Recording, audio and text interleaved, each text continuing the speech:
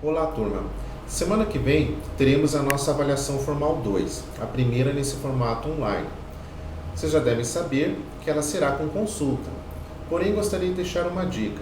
Estude o conteúdo antes dessa avaliação, se familiarize com os locais onde estão cada tópico que nós estudamos, porque isso, mesmo no momento da consulta, vai lhe dar mais tranquilidade para realizar a resolução das questões, ok? Bem, no próximo slide agora vou apresentar os conteúdos a serem estudados e depois desse slide farei uma breve revisão daquilo que nós já estudamos.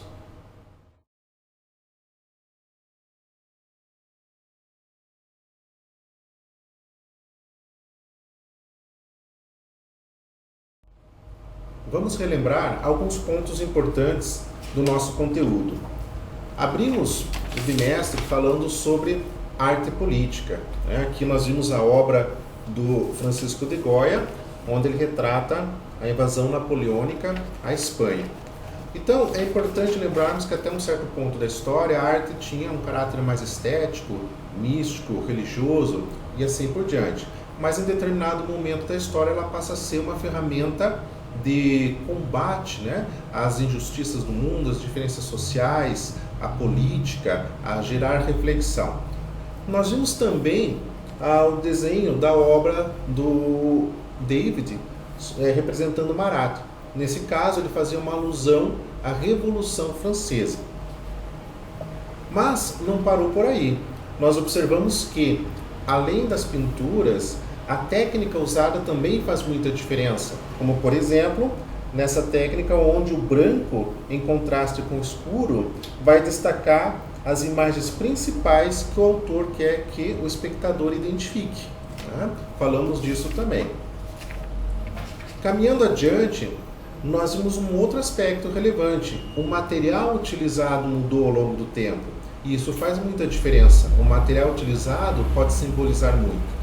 Nós vimos na obra de Vic Muniz que ele faz essa fotografia a partir de uma montagem com lixo reciclável. Então hoje podemos dizer que o lixo é um recurso artístico também.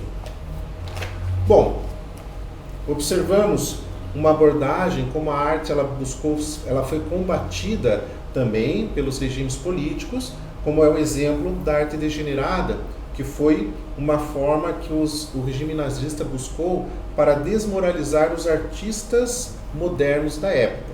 Um pouquinho mais à frente. E aqui, já finalizando o primeiro capítulo, nós abordamos como que a arte também se manifestou nesse aspecto político no teatro. E aí nós falamos do teatro de Bertolt Brecht e o seu teatro épico. Vimos que o teatro tinha, nesse caso, uma função de despertar a reflexão sobre os problemas sociais e valores morais daquele período. No capítulo 2, abordamos o conteúdo identidade.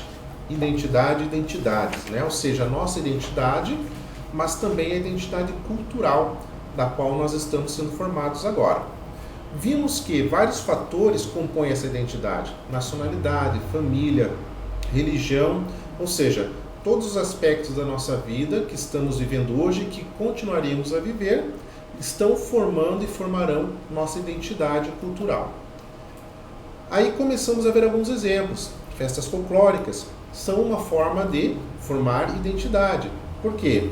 Culinária, a linguagem, a vestimenta, a origem étnica, todos esses elementos são trazidos até nós para conhecermos as nossas origens culturais.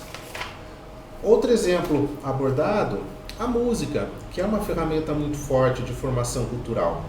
E aqui os exemplos abordados, eles buscam destacar alguns artistas nacionais e internacionais, como James Brown, que está aqui, que fizeram da música uma ferramenta de formação cultural, resgatando a identidade afro aos descendentes americanos, tanto americanos do norte como os americanos aqui da América do Sul, do Brasil.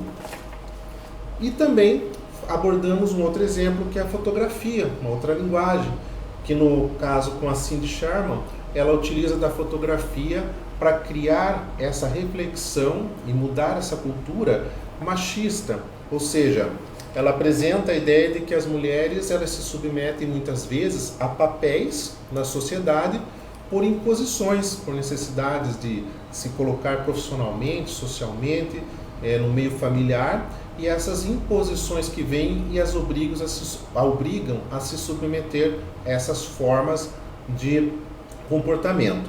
Então, uma posição questionadora através da fotografia dessa artista.